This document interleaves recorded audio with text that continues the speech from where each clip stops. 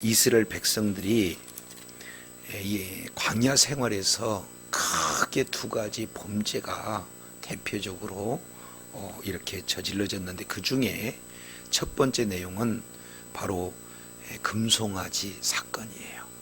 그리고 이것은 이제 출애굽기에 나와 있는 내용이고, 그리고 민수기에서 있었던 내용은 가데스 바네아의 사건이 이스라엘 범죄의 가장 큰 내용입니다.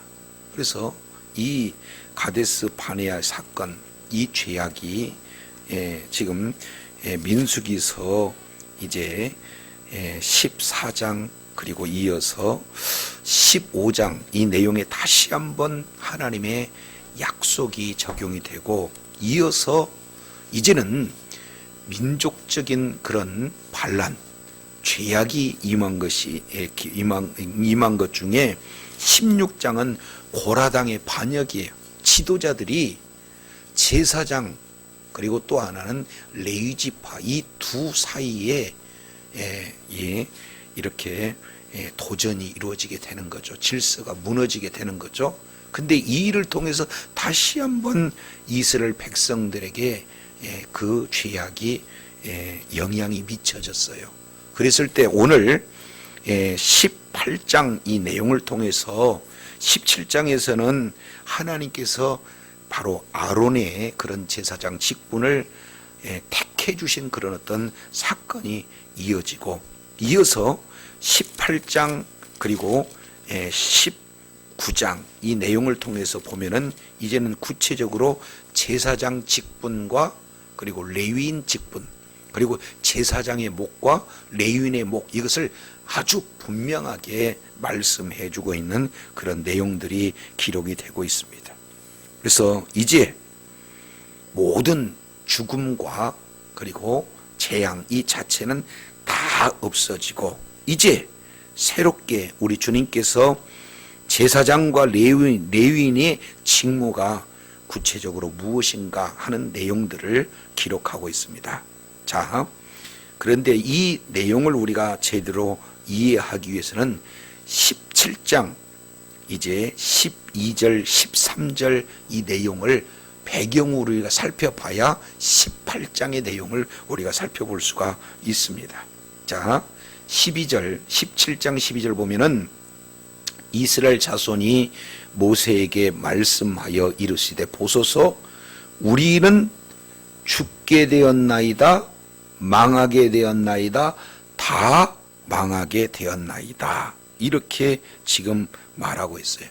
심판을 얘기하는 거죠. 왜냐하면 이제 하나님께서 제사장으로 누구를 택했냐, 바로 아론을 택했다 그 말이죠. 그러니까 그것을 이제 깨달았으니까 우리는 다 망하게 됐다, 죽게 되었다, 이렇게 표현하고 있는 거예요.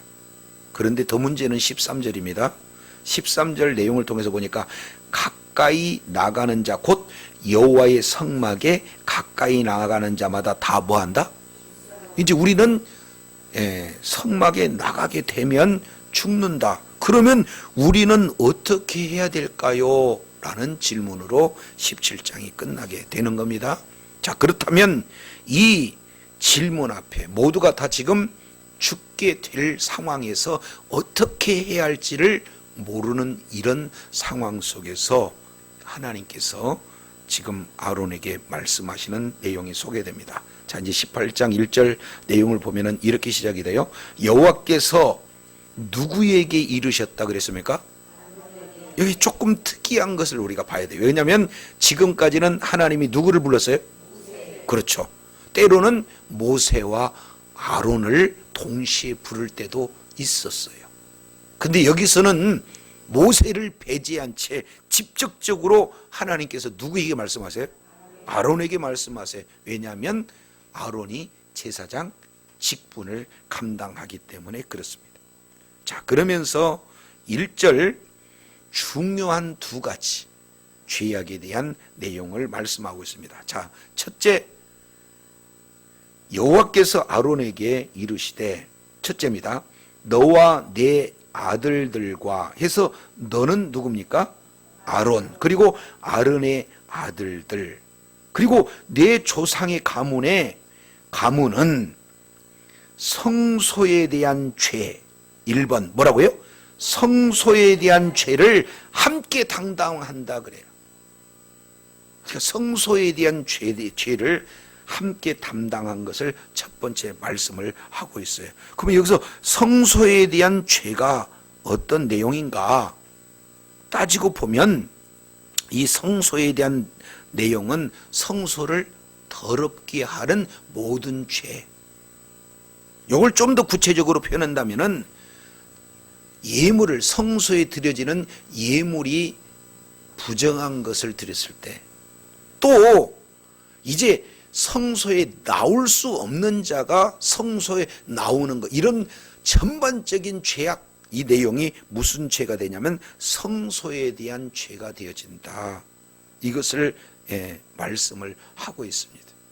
자, 이것을 오늘 우리에게 적용을 해본다면 성소는 한마디로 본다면 교회의 예표가 되어지는 내용이죠. 그러면 결국 너와 내 아들들에 대한 잘못을 통해서 성소가 더러워질 수도 있다. 더러워지는 죄악을 범한다. 이렇게 말씀하는 것으로 보아 저도 여러분도 우리의 잘못된 죄악을 통해서 나만 죄를 짓는 것이 아니라 오히려 그 죄가 무엇을 더럽힐 수도 있다는 거예요? 교회까지도 그 죄가 여파가 미치고 있다. 그런 내용들을 보게 됩니다. 그렇기 때문에 나는 나 개인이 아니라 공동체 속에 나라는 것을 기억해야 될 줄로 믿습니다. 우리가 너무나 개인적으로 하나님의 구원이 각 개인에게 주어지는 것은 맞아요. 그러나 우리는 우리 한 사람의 신분이 아니라 바로 예수 그리스도의 몸된 교회의 지체라는 것을 우리는 잊어서는 안 돼요. 손가락이 아프면은 손가락만 다쳐서 아픕니까? 손가락 아프면 발도 머리도 모든 데 다 아파요. 그럼요. 그런 것처럼 이제 각 한 사람의 죄악이 공동체 전체에 이렇게 영향을 미친다라는 사실을 우리가 오늘 내용을 통해서 살펴볼 수가 있습니다. 그래서 첫 번째, 성소에 대한 죄, 이거 굉장히 중요해요. 자, 그리고 두 번째 내용을 통해서 보면은 너와 네 아들들은 너희가 그 무슨 직분에 대한 죄? 제사장 직분에 대한 죄도 있다 그 말이에요. 그러면 여기서 제사장 직분에 대한 죄는 어떤 것을 말하고 있을까요? 제사장으로서 마땅히 해야 할 그런 직무들이 있을 거 아니에요. 제사를 드리고 또 여러 가지 그런 어떤 제사를 집전하는 데 있어서 각종 모든 이런 법 자체를 어기는 이런 내용들이 다 뭡니까? 제사장이 지을 수 있는 죄입니다. 그리고 아예 본질적인 측면으로 우리는 죄를 안 지으려고 해도 원래 죄의 씨로 잉태된 우리이기 때문에 본성적으로 우리는 죄를 지을 수밖에 없어요.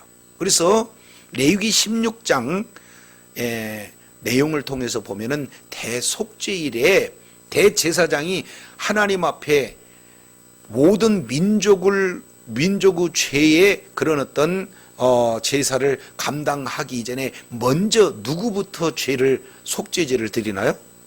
그러면 자기 자신부터 드리는 거예요. 그래서 본성에 의한 죄, 또 이런 직무에 관련된 죄, 내지는 법을 어긴 것에 대한 각종 죄악들이 많이 있을 수 있어요. 근데 이러한 제사장 직분에 대해서 이제 책임이 따른다라는 사실을 보게 됩니다.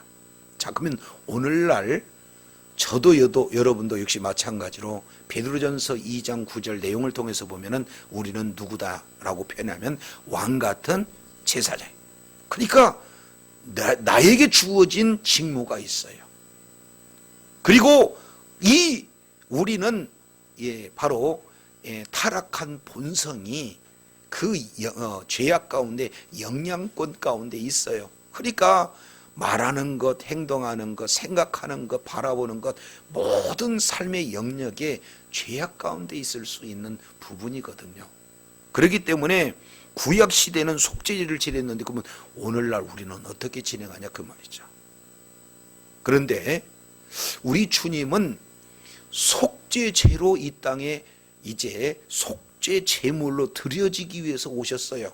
따라서 예수 그리스도를 믿는 믿음을 가지면 우리들의 모든 죄와 허물을 십자가에서 예수님께서 담당하셨다는 사실을 믿는 믿음이 있으면 우리는 이미 바로 하나님이 구약의 이런 속건제나 속죄제를 받음과 같이 우리들의 모든 죄 문제를 해결해 주신 줄로 믿습니다.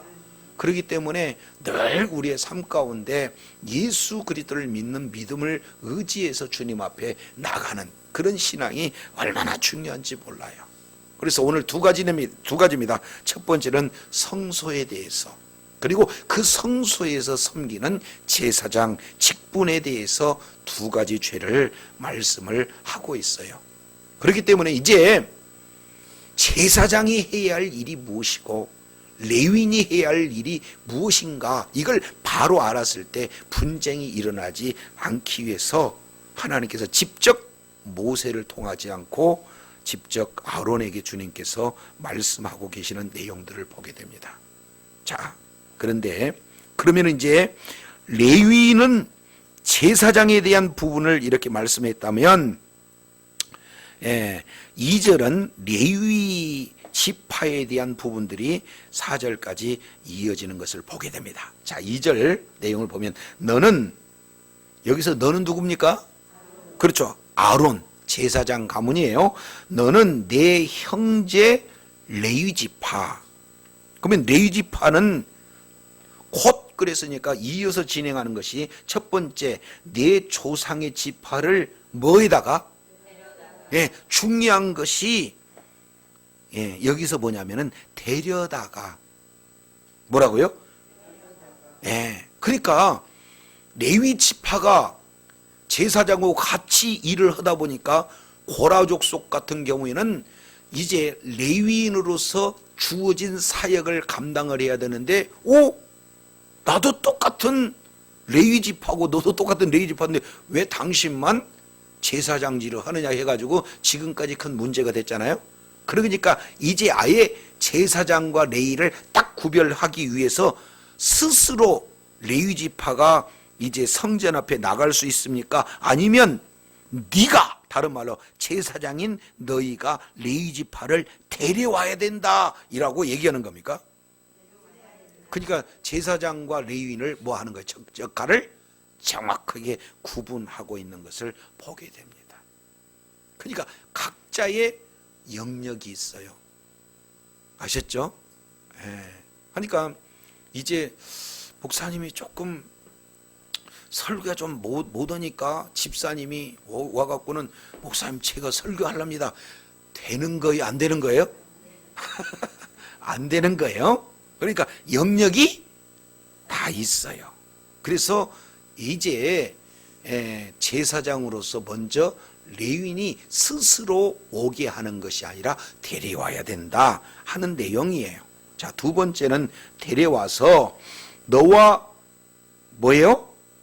함께 있게 하여 너와 내 아들들이 증거의 장막 앞에 있을 때 그들이 너를 뭐하게 하라? 두 번째, 성막 봉사 업무를 하게 하는 거예요. 그러니까 레위인의 주 사역은 뭡니까?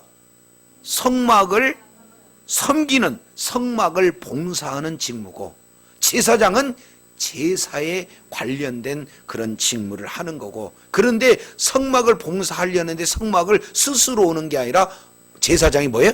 데려오게 할 수 있도록 이렇게 말씀을 하고 있어요. 근데 여기서 이제 중요한 것은, 자, 너와 뭐 하게 하라? 함께 있게 하라. 자, 옆에 분한테 한번 이렇게 권면하겠습니다. 함께 있어야 된대요. 시작.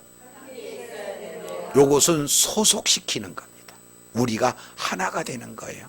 그러면 결국 주의 일은 제사장 혼자 하는 게 아니라 레위인의 섬김, 도움을 받아서 함께 주의 일을 한다 그 말이에요.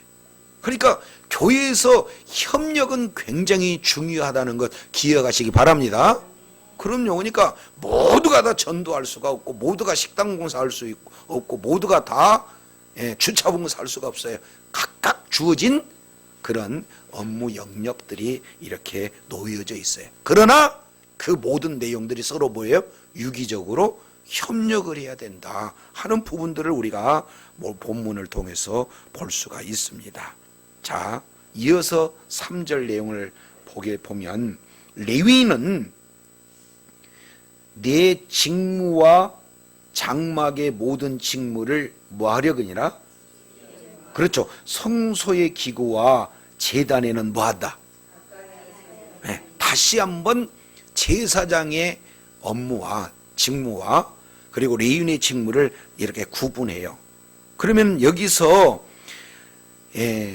레위인은 레위인의 직무가 있어요. 내 직무. 그리고 장막의 모든 직무를 하는 것이 레위인이에요. 그런데 성소의 기구와 제단에는 뭐예요? 그러면 이거 성소의 기구 제단에는 누구만 가는 겁니까? 그럼요. 그러니까 제사장이 가서 성소에 있는 3가지 있습니다. 첫 번째 뭐죠? 떡상. 그리고 두 번째? 그렇죠. 분향단. 그 다음에 또? 떡상. 그럼 그 떡상 2번 했나요? 네, 금초 때 떡상, 분향단. 이런 내용은 레위인이 하는 거예요? 제사장이 하는 거예요? 그럼요. 그러니까 각각 이게 바로 이렇게 뭡니까?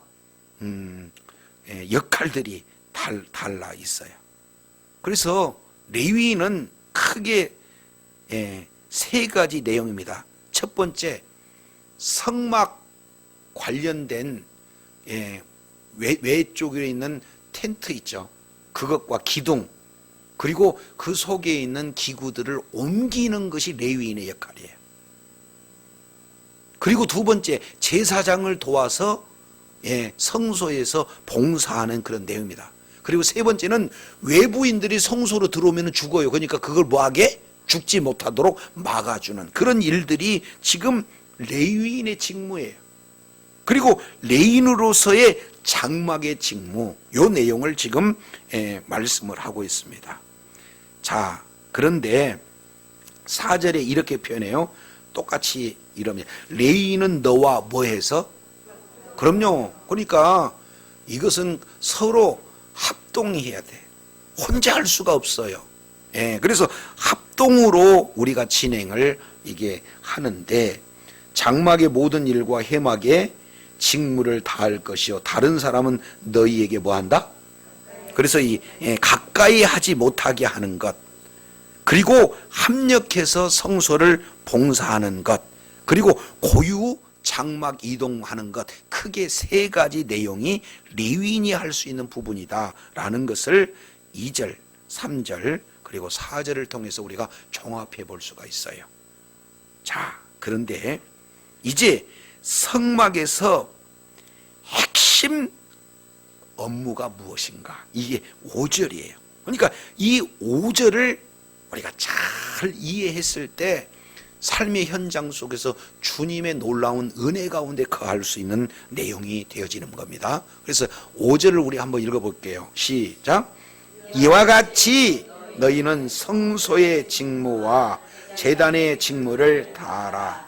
그리하면 여호와의 직무가 다시는 이스라엘 자손에게 미치지. 여기서 잘 보세요. 성소의 직무, 너희는 해서 너희는 누굽니까? 레위인이에요? 제사장과 레위인을 포함한 겁니다. 그러면은 성소의 직무는 누구고? 제사장입니까? 그리고 뒤에 내용을 보면은 제단의 직무는 누굽니까? 제사장이죠.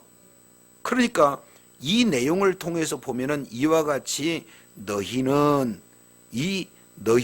내용을 제사장들을 지금 말씀을 하고 있어요. 그러면 그 제사장들은 성소의 직무가 있고 제단의 직무가 있는데 그 직무를 뭐 해라? 다 해라. 다 해라.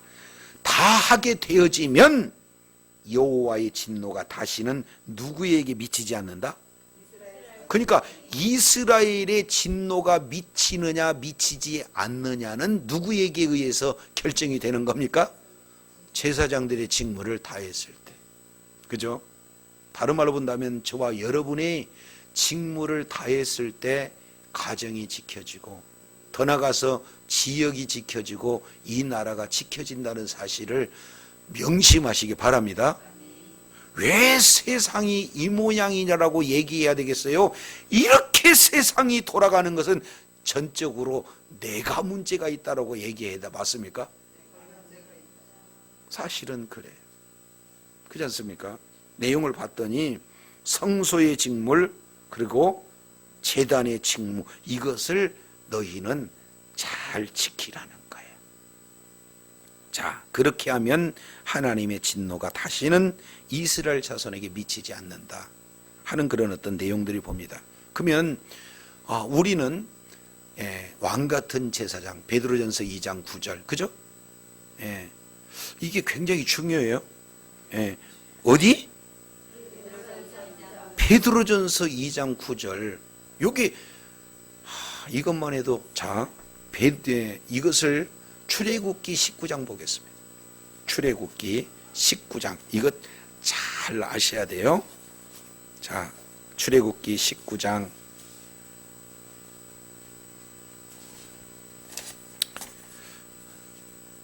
출애굽기 19장 4절입니다. 내가 애굽 사람에게서 어떻게 행하였음과 내가 어떻게 독수리의 날개로 너희를 업어 내게로 인도하였음을 너희가 보았느니라. 어떻게 행하였음과 어떻게 인도하였음을 너희가 뭐했다? 정확하게 본 거예요. 하나님의 능력, 하나님의 위엄, 이 내용을 정확하게 경험했다라는 사실을 말씀하고 있어요. 그러면은 이스라엘 백성들이 홍해를 건너고 시내산에 도착하기까지 하나님이 누구신가라는 사실을 하나님이 보여줬어요. 첫 번째 내용을 통해서 보면은, 자, 오기까지 내용을 통해서 보면은 크게 하나님에 대한 부분들을 말씀합니다. 자, 15장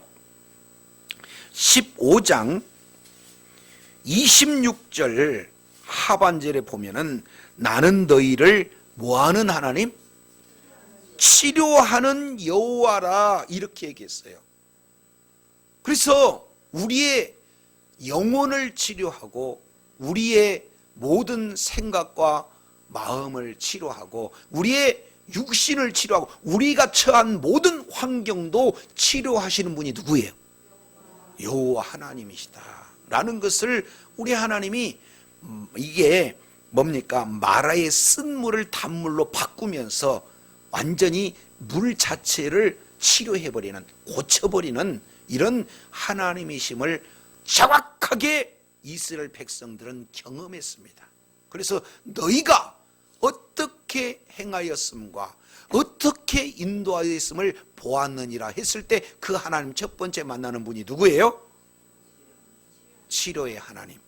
이어서 27절 내용을 통해서 보면은 이제는 엘림에 도착해서 물샘 12과 종려나무 70주를 이미 준비해 놓으신 하나님, 이 내용을 우리는 여호와 일의 하나님, 이것을 볼 수가 있습니다.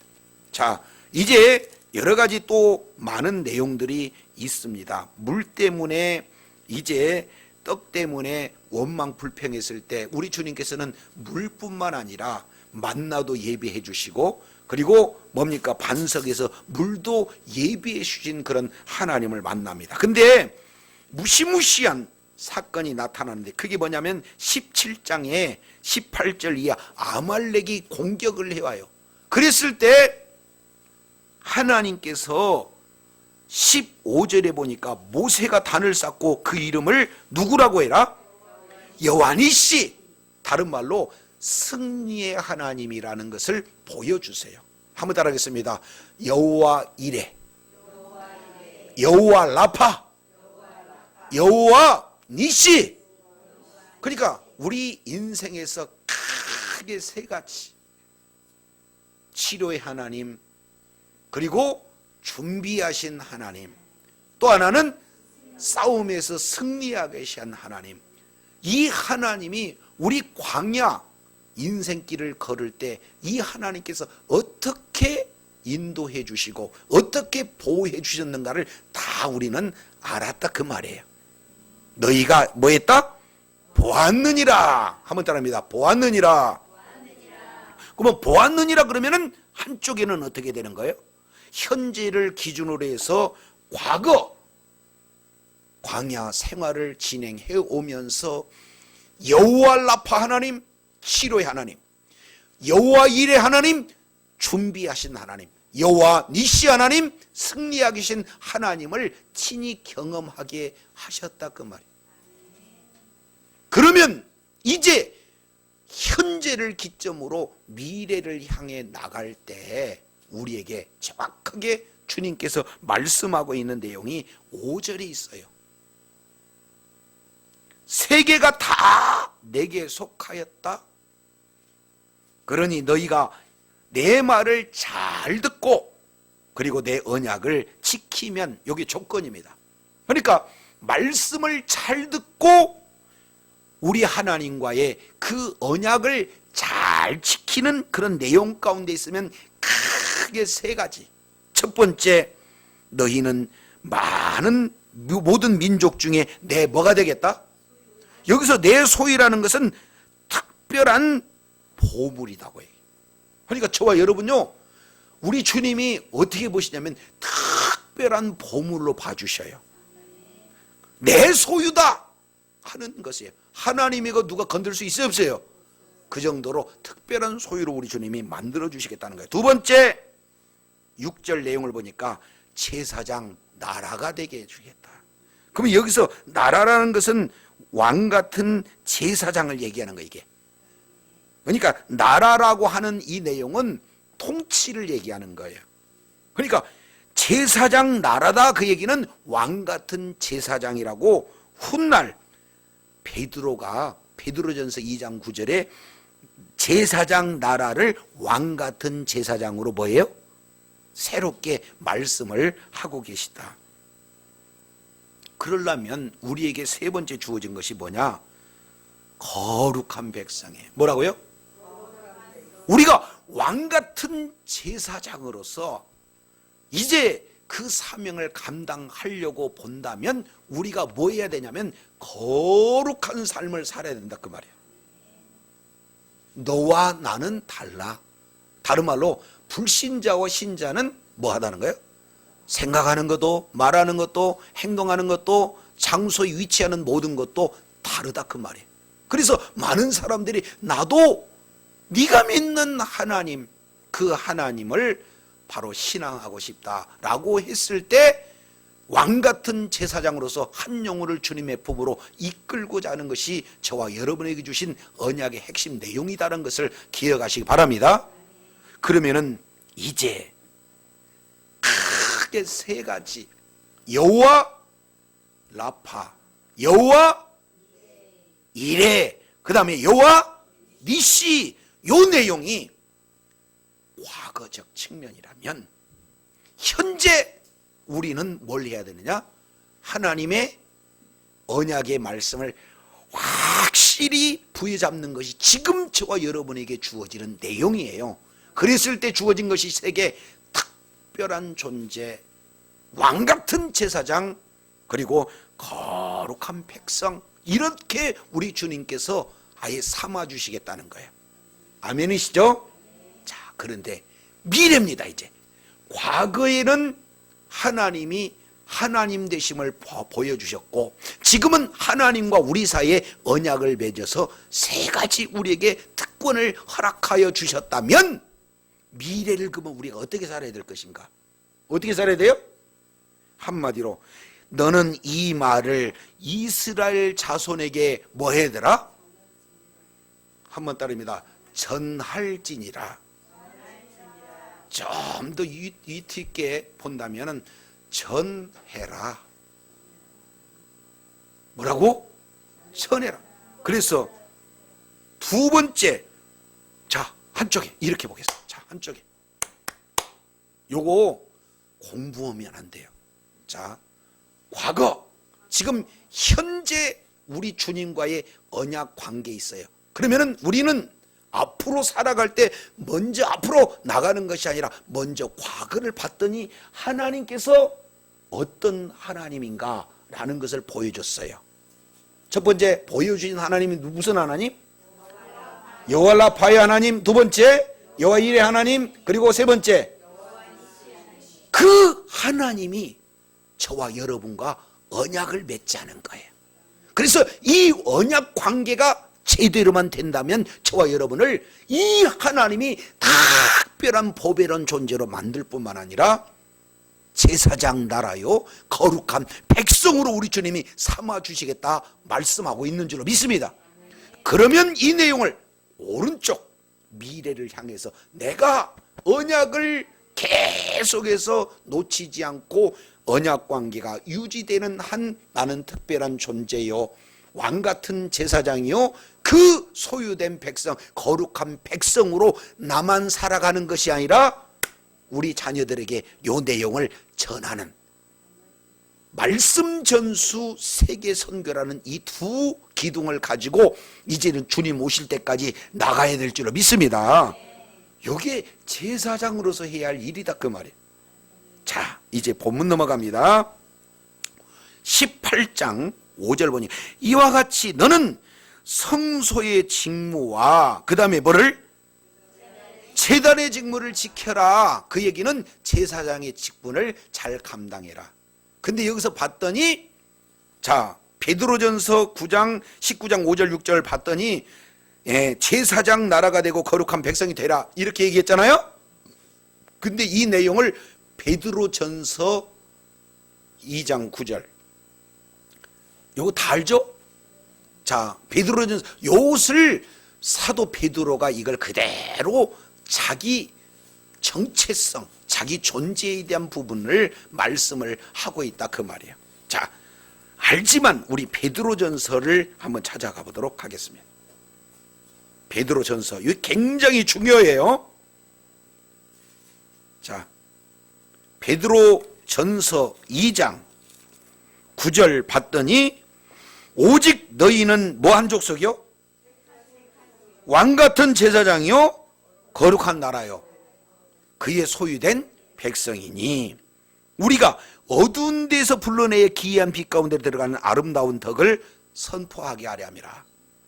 이스라엘 백성들이 애굽에서 있었던데 이제 가나안 땅으로 옮겼던 것처럼 우리가 세상 나라 어둠의 나라 사탄 마귀의 종됐던 우리들의 신분을 이제는 어떻게 해요?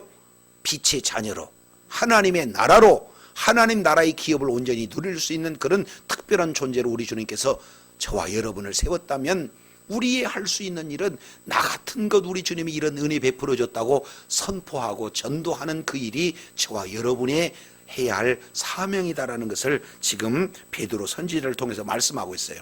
자 이거 기억하시고 어디로 보냐면 계시록 2장 1장입니다. 계시록 1장 중요합니다. 자 계시록 1장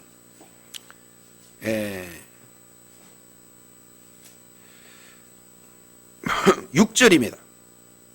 그 아버지 하나님을 위하여 우리를 뭘로 삼으신? 나라와 제사장으로 삼.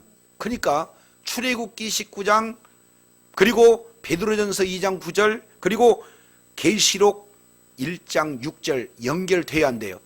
그러니까 이것은 구약 얘기가 아니라 구약에서부터 신약 그리고 마지막 종말론까지 전체 내용이 바로 우리의 신분이 뭐고 우리 해야 할 일이 뭔가를 이렇게 표현한다 그 말이죠. 이것을 예수님께서는 마태복음 5장 13절 14절에 우리 하나님 나라의 백성들 우리 성도들을 이렇게 얘기합니다. 너희는 세상의 소금이니 너희는 세상의 빛이니. 우리가 세상의 소금과 세상의 빛의 사명을 잘 감당할 때 우리의 가정, 우리의 교회, 더 나가서 많은 이 세상이 어둠이 떠나가고 하나님의 놀라운 은혜가 풍성하게 임하게 될 줄로 믿습니다. 요걸 오늘 민수기 기자를 통해서 말씀한다 그 말이에요.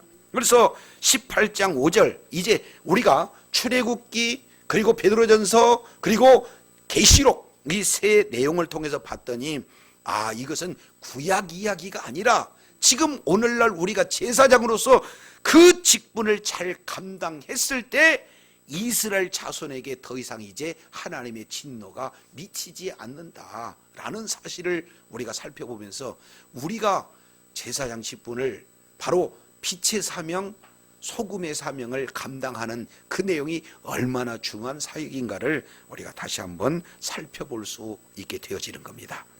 자, 이제 6절 넘어갑니다. 6절, 18장 6절. 보라, 내가 이스라엘 자손 중에서 너희 형제 레위인을 택하여 내게 돌리고 너희에게 선물로 주어 회막일을 하게 하였나니. 그러면은 제사장에게 선물로 주는 것이 누굽니까? 레위인을 줬다 그 말이에요. 그래서 레위인은 이제 뭡니까? 성소를 잘 섬기라고 제사장들에게 선물로 줬어요.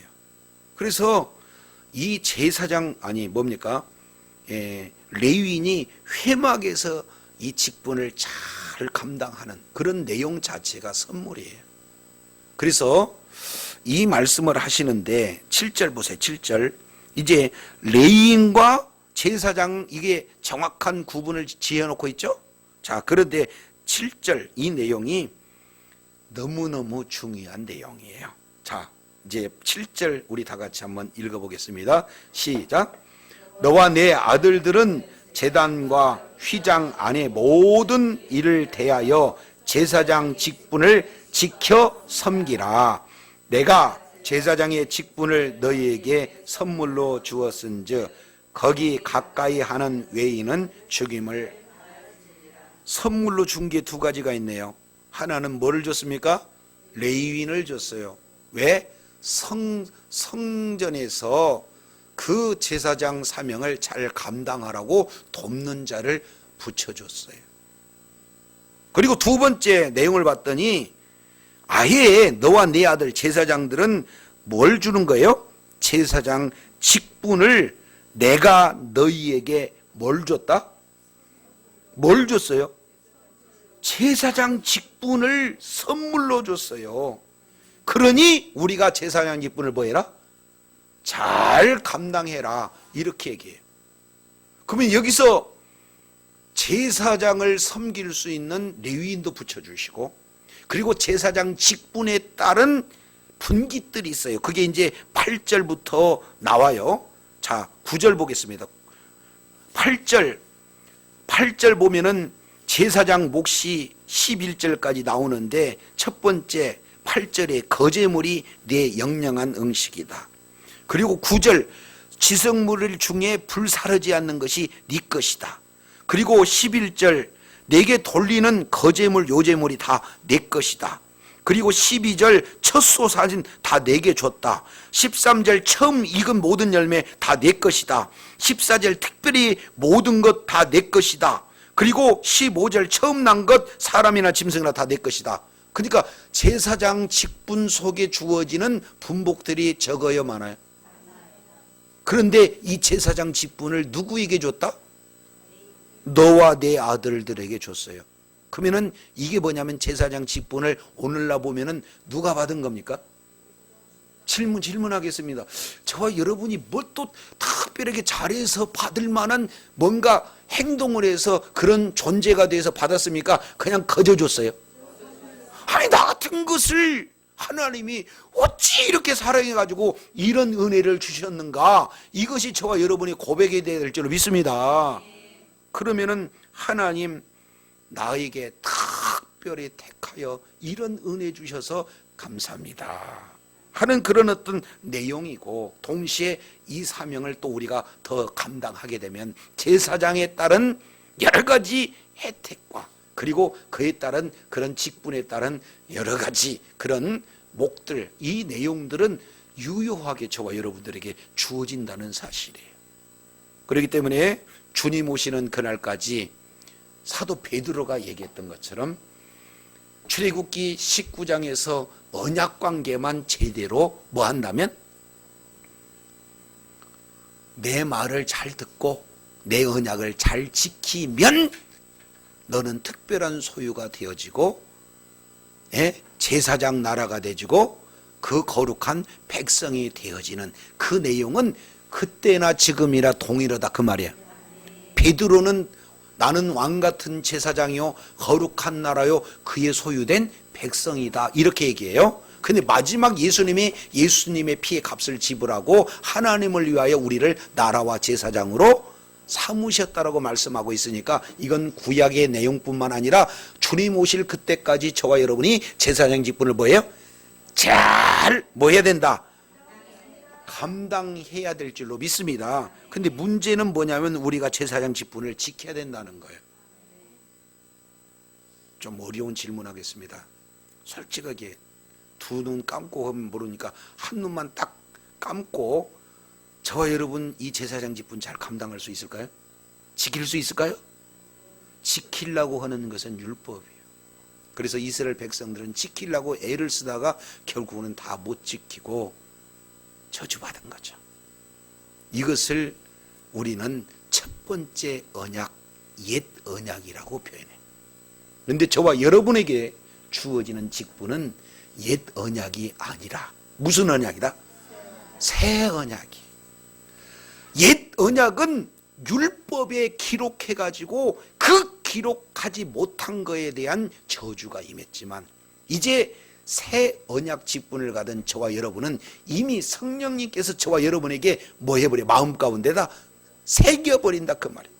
그래서 성령님이 진리의 영이어서 저와 여러분을 늘 진리 가운데로 인도하고, 날마다 성령님께서 우리의 스승이 되셔서 모든 말씀을 기억나고 생각나게 해서 말씀을 내가 지키는 것이 아니라 지켜지게 만든 줄로 믿습니다. 그러니까 제사장 직분에 따른 모든 분복을 누릴 수밖에 없도록 예수님께서 저와 여러분에게 그런 은혜를 주신다는 것을 기억하시 바랍니다. 내가 지키려고 하는 것은 율법이에요. 그러나 성령 충만해서 성령에 의해서 지켜져 버리게 되어지면은 힘든 일이 아니고 그냥 되어진다 그 말이에요. 이것이 새 언약의 직분인 줄로 믿습니다. 이제 한 군데 보고 마치겠습니다. 고린도후서 3장 6절, 그가 또 우리로 새 언약의 일꾼이 되기에 만족했으니 율법 조무로 하지 않고 오직 영으로 함이니 율법 조문은 죽이는 것이요 영은 뭐 하는 거다? 살리는 것이다. 이제 우리에게 주어지는 것은 옛 언약의 일꾼이 아니라 새 언약의 일꾼이 되어서 우리가 지키려고 하려고 애를 쓰는 것이 아니라 성령 충만해서 성령이 지배되었을 때 하나님의 말씀은 지켜지게 되어지고, 그에 따른 놀라운 분복은 여전히 저와 여러분에게 주신 줄로 믿습니다. 아무런 자격도 없어요. 아무리 받을 만한 그런 조건 자체도 없어요. 우리가 하나님 앞에 행한 거 없어요. 그럼에도 불구하고 하나님께서 저와 여러분을 특별히 사랑하시고 택하셔서 이 직분을 주시고, 직분에 합당한 은혜도 저와 여러분에게 공짜로 선물로 은혜로 주신 줄로 믿습니다. 제사장 직분 잘 성령 안에서 감당하여 하나님이 허락하신 놀라운 분복을 다 받아들이는 지혜자요 축복자로 살아가시기를 예수 이름으로 축원합니다. 기도하겠습니다. 하나님 아버지 감사합니다. 오늘 또 말씀을 통해서 살펴보았더니 이제 제사장 직분이나 레위 직분 사실은 기능적으로 다르지,